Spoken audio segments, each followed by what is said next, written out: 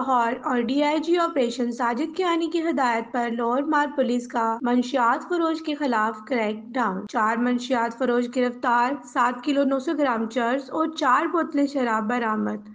मुल्जिमान रशीद उर्फ लाडला के कब्जे से 6 किलो जबकि सदाकत के कब्जे से 1350 ग्राम और इश्तियाक से 550 ग्राम चर्स बरामद हुई। मुलजिम उमर के कब्जे से 4 बोतलें शराब बरामद।